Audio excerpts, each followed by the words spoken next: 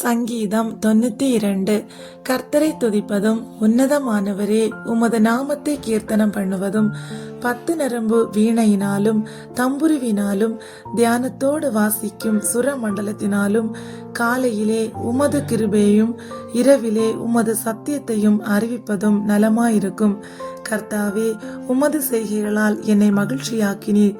உமது கரத்தின் கிரியைகளின் நிமித்தம் ஆனந்த சத்தமிடுவேன்.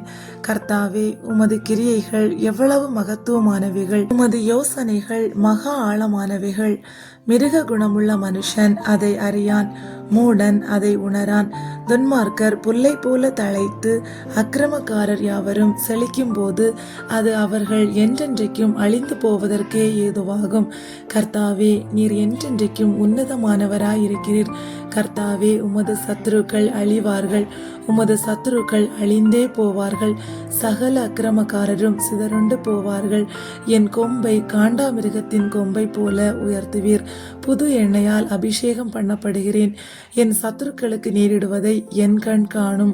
எனக்கு விரோதமாய் எழும்புகிற துன்மார்க்கருக்கு நேரிடுவதை என் காது கேட்கும்.